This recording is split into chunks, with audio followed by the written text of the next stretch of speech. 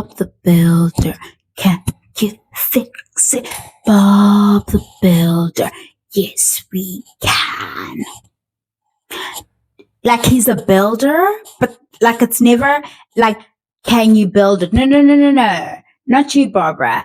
Look at Papa Tokao coming through to fix a man. You didn't even break him. You don't even know how he got that fucking broken. How do you know where all the pieces are? It's another case of centering men, another case of good girls finish last, another case of good deeds, another case of do not build that fucking man.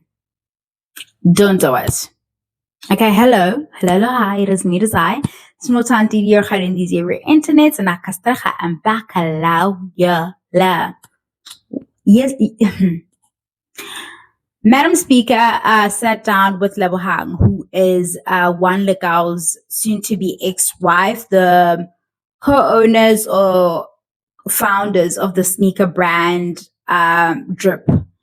And we haven't heard from her. I don't even know what she looks like. Like I see him trending all the time. People send me links. There's a lot of stuff around the business stuff. And I wanted to let it simmer. I'm sorry about that. I wanted to let it simmer because I was like, there's so much to unpack there, so much to talk about. You know, businesses growing too quickly, what that means, can we really handle it? Funding, keeping it going, is expanding necessarily the best thing? If the e-commerce route is already working for you, do you need so many like outlets? All of that stuff, you know? But I was like, let it play out because I have a feeling it's going to be spectacular when it's all said and done, and it's going to be a nicer chat, not nicer, but like a more interesting conversation, if you would like. Lebogang went on to speak to Madam Speaker. She did a fantastic job letting the conversation breathe, giving this woman time and space to let out, to vent, to finally have her moment because she's avoided being in the public eye. It's not for her, she says. And she did a fantastic job allowing this woman to speak. Really, really great. It's almost like an hour long, which I really like. So please do go and listen to that. So like, cause I won't be referring word for word. This is another case of centering a man. Lebogang is saying in the interview that they built a brand together. They built a sneaker brand actually from her mother's house because they were married and they were doing really poorly. But she had bought stuff like prior to them getting married. She had tenants and like rooms and things like that, but they couldn't afford where they were living at the time. So she was like, okay, let's move in back with my mom. And she kept the tenants and stuff in the other places. And let's try to regroup from my mom's place. They move in, they have a child, she says, and she also alleges that that's where they started working on the sneaker brand. In fact, this is not the first of their many business ventures. This is just the one that took. The Drip sneaker brand is the one that really took off. And so she's essentially been written out of the legacy of this brand and being branded as a woman who's been brought in or who came in when he was already established and is now trying to stake claim to things that are essentially not hers, and she has no idea how this brand came about. So those have been the accusations. We've seen these things in the media. We also saw the other day, like literally just a day ago, if not today, that she's been evicted from a rental.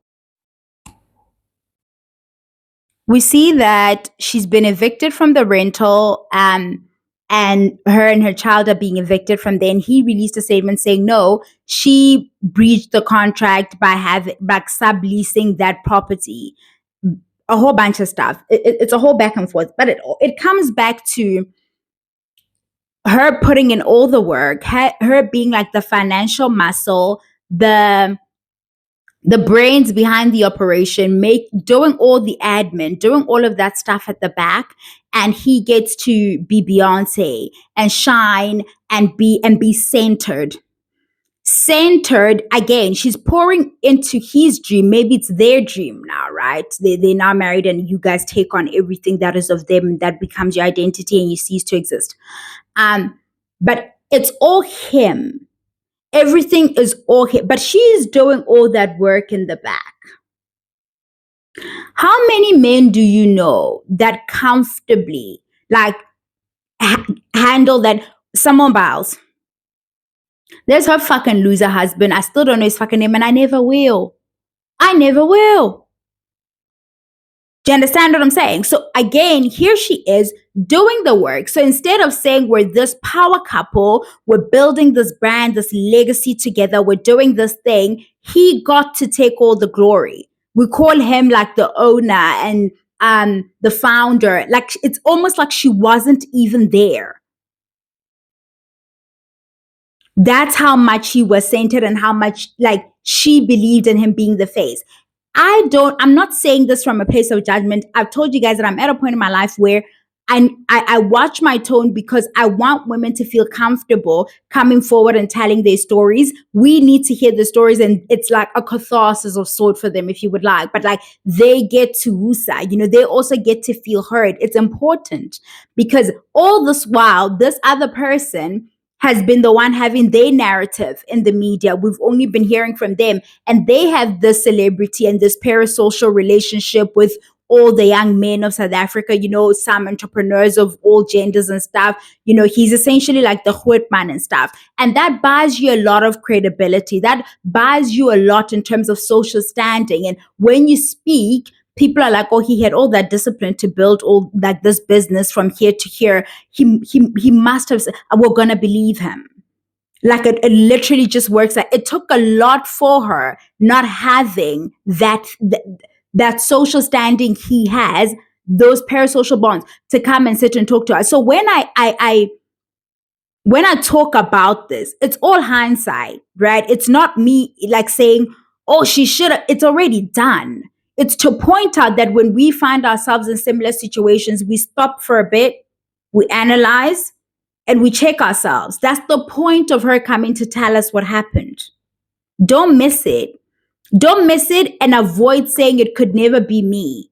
It could easily be you. This was a well-accomplished woman by all metrics, right? She was already doing great. He was the fucking loser. She alleges that he even lied about where his mother lived because, again, she was like living in poverty in a shack somewhere, and that's not something that he wanted to bring to her. She learns much later on that she thought the mother was back in Limpopo. She learns that no, the mom lives like in a informal settlement somewhere in Gauteng. And then she goes to takes this woman and puts her in one of the places that she has. The way she's such a good woman. No good deed. No fucking good deed. And at this point, you're probably like, oh my God, she had already put in the time. Some of the things that we think are deal breakers right now, we're going to find ourselves in certain situations where we're like, you know what, whatever. And they count on that. Guys, the stuff that she's like accusing this person of doing, dragging out their divorce. She's also accused him of being like physically violent with her, saying that they were like a Christian couple to begin with, but like since the business took off, he now started doing like rituals and things like that she didn't understand. And it was causing a fight in the like marital home and stuff. And there is a lot of, hey guys, and watch him not lose anything. When we say like men are trash and then people are so angry, like they want to come and tell us about how it's not all of them. My dad was wonderful. To you. But this is what we're talking about. Watch him not lose anything. Watch the community of men around him that have probably come to admire him. Watch them not think less of him. Watch them not back away from him. She says that she's reached out to friends and family and been like, yo, like, halang this person, like, he's doing this to me, he's abusing me, he's putting the kid through this, he doesn't want to pay school fees and stuff. How much do you want to bet he's still in good standing with a lot of those men? How much you want to bet that they can still share beer with him and like put this version of him aside and still be able to be okay with him? But then when we say men are trash, those men want to come out and tell us about how, yeah, but I don't do this and but I don't do that. But what you create are comfortable spaces for people who do these things. Instead of treating them like a fucking pariah, like a leper, you make room. You make room for them to like break bread with you at your fucking table. That's what we mean. There is no like a community. There's no like concerted effort to really say we don't want to be seen with a man who's said to be doing these things. We don't want to be associated. Like no man is afraid of being ridiculed or think that like they'll be outcast by like another group of men for ill-treating women. It doesn't happen. It's not a thing. You get to be president in this country after you've been on trial for rape. That's where the bar is in our country. Do you understand when we have that conversation? Watch him continue to still be like the whip man, and people hear all of this. It could even come out and we see, because it's all allegations at this point, we have the evidence of it, and it still be like, yeah, but, right? Because once a man has money, that is it. Because that is the only, and I mean only thing that defines you as a man. Do you have this money? You can have like poor morals, be of low character, be alleged to be doing all types of things to your wife. All of that stuff is fine. Those are demons that you're apparently working through. Okay? There's so much grace for you. So it's crazy to me. Wild. She put up with so much and played the good girl so much, thinking at some point he will let up. That won't happen. That person just learns that you're a doormat and they can take and take and take and take and take and take. She talks about how he's always said to her that he knows how the social media game works, and he has the money now and he has the numbers and the social side and all of that. So he will use those things to make her laugh. And have we not only heard from him in the media? Every time a story breaks, he quickly has a statement about it. I've never heard this man speak because I've never been drawn to him as like a figure. There's something about like a man that likes to be photographed that much that is just like, and I understand what that sounds like. I actually fully understand what it sounds like, but there is something about a front man that wants to be like very Beyonce, where I'm like, squint a little bit.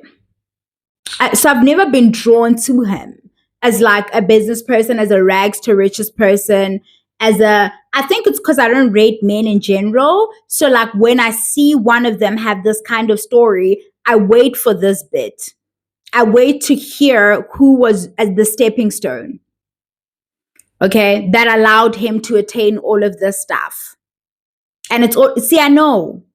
I think that's why. I knew something. I've never heard him speak. I don't know what his voice, because I don't chase him, so I don't know what aura he gives off. I would have more of an opinion on like, oh, I remember this interview, but like I don't really have that. So all I have to go on is all the stuff I read out, because there is a lot of stuff that trends about him that comes across on my timelines. So that's what I can go on, and the interview that she said.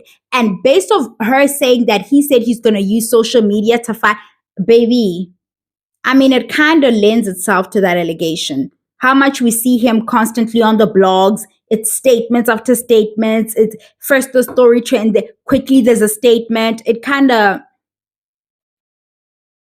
looks like it could be. Why? Because she was still being mighty goody. I don't want to be in front of them. I don't like being on social media. Still trying to play by the rules. The game changed a while ago. She's still trying to like call family meetings. Still trying to get the lawyers involved. Amo, Mutio.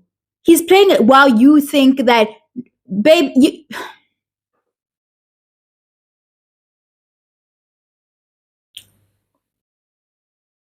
nobody's watching. You can be a bitch. Like, it's allowed. Even if people are watching, and then what? What are you doing? What are you doing? Like, honestly. But centering men, all of this boils down to this was a pressure as a business analyst somewhere, having a high profile life, doing everything, dated a serial entrepreneur. And the only, and honestly, it does kind of show. It really does kind of show that she may have been the bitch she says she was. Because how many like business troubles have we seen in the last little bit regarding drip? How many? Is it because perhaps like the person who was in charge of making sure the things are running proper at the back is no longer there, has been kicked out? Do not put into a man when, at least have the paperwork right.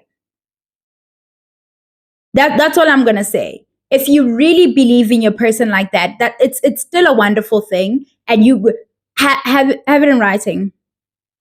Have your paperwork right, because this will happen.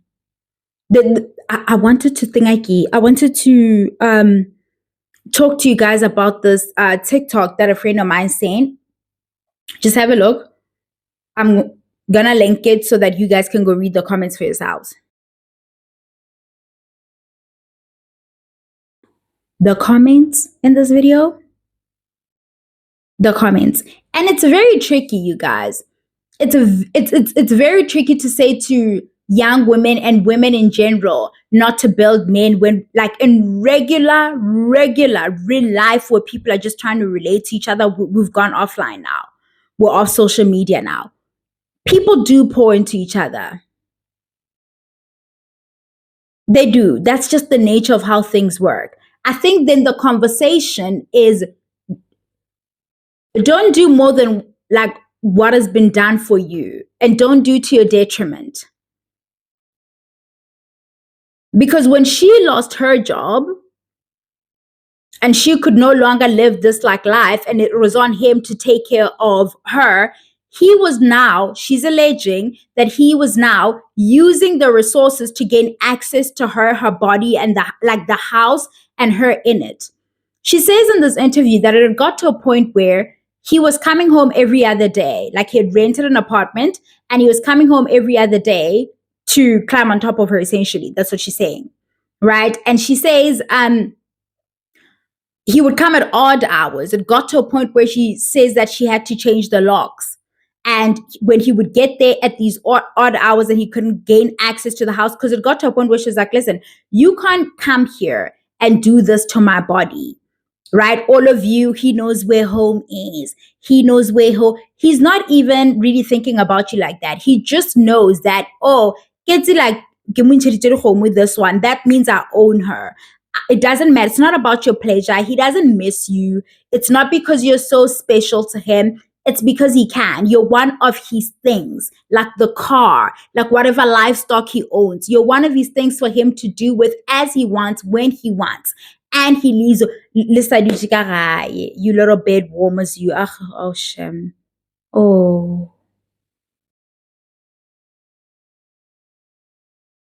And I get it, Shem. Some of you really do feel stuck, Shem, and it's okay. It's your journey. Like, you're gonna work it, and you're gonna be proud of yourself at the end. But right now, somebody should tell you this is not normal. You are being used.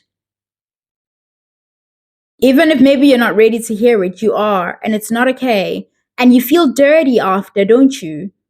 Right? He comes there, he like touches, you're like, oh my God, my person is back, but he's not. And right after he nuts, you can feel that this person didn't care about where you were, right? And then they roll over and pass out. You don't know where they were. You don't know anything. And you're there lying awake, experiencing this emptiness from being used up by a person who's sitting and snoring, like sleeping, passed out, snoring here next to you, and you're left lying awake. And it's like, what just happened?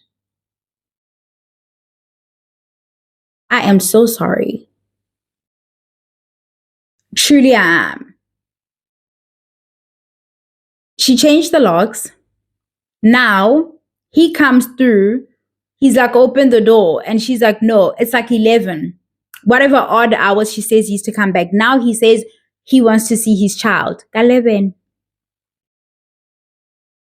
Right? Want to see my seed. She's keeping me away from my child. How many times has he seen that child since they've been separated? Even like though the court has ordered him to see the child X number of times, she's saying he hasn't. Right? Just using you to gain access to you, they'll use anything. And then she says that he stops paying the rent and then she has to allow whatever it is he wants. We know what that is, right? She has to allow whatever it is he wants to do if he's to cover any of these bills. The very same resources you helped him to amass that were supposed to be you all's things. But you didn't protect yourself, you see. While you were building up this thing, you were having to be, oh, I trust my man. He wouldn't do that to me, right? Because that's the right thing to do. That's the womanly thing to do. Make him feel like a man. Prop him up at your expense.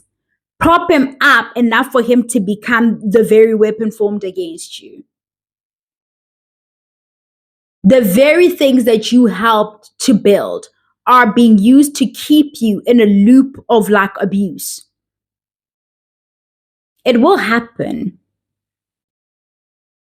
And it's not, even when it does happen, you are doing these things from a place of we have a child, we have a family, we're building, this is going to be, so it's not your fault. It's not your fault, babe.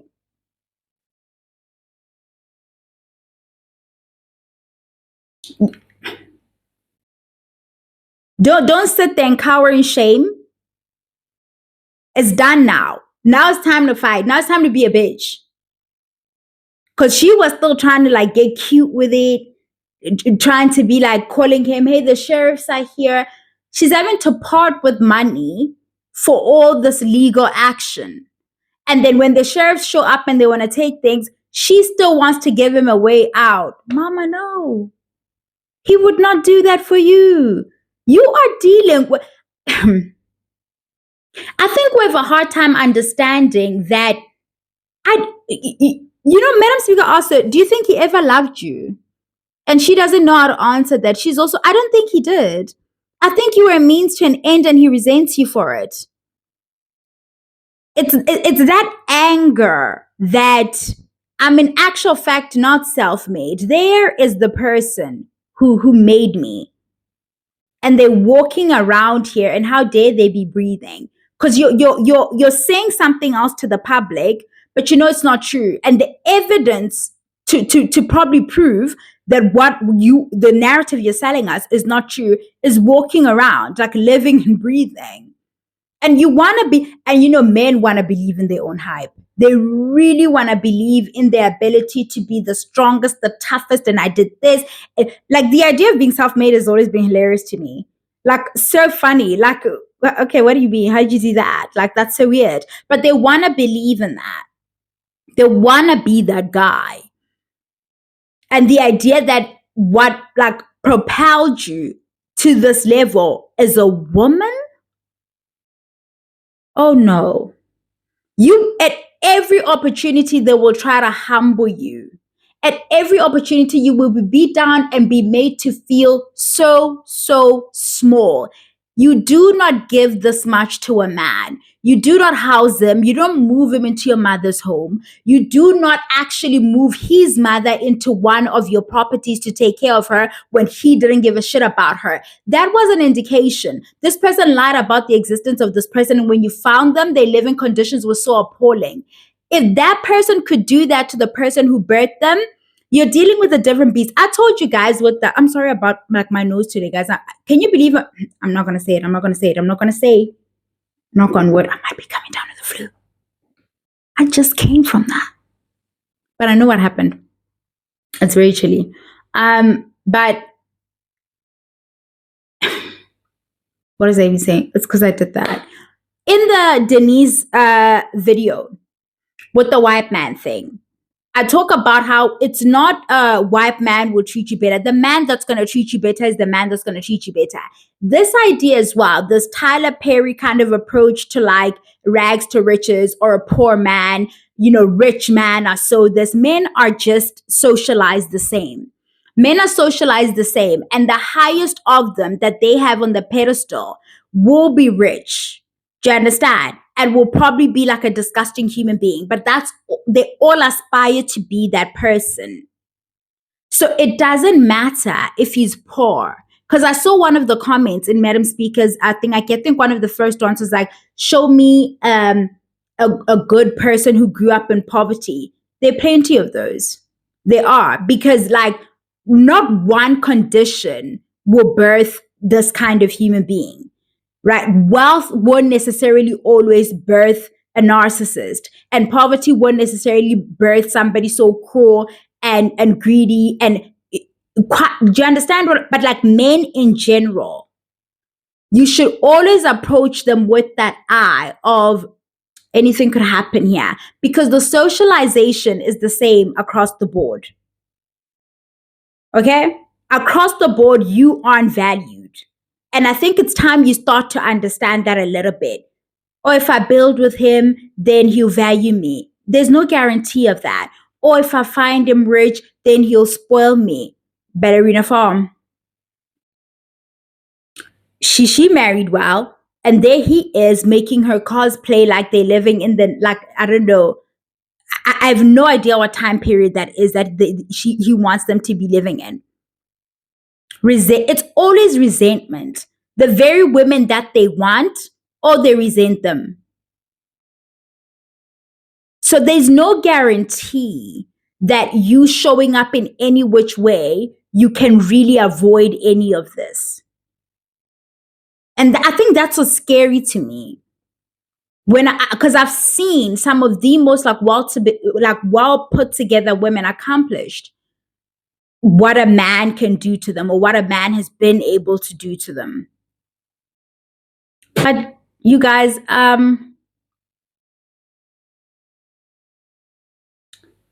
your dreams are valid. You are important. Put you first. I understand. Oh my God, but it's my husband. Once is your. Do you realize that you're the only one who's saying that? Husbands hardly ever go out here talking about how, oh, but that's my wife. It's different. No, they not really. It's you. It's always you who pours that much into another human being, running the risk that you will be left in the dust. But that's all I have to say. I do want you guys to go watch it though. Bye, hello.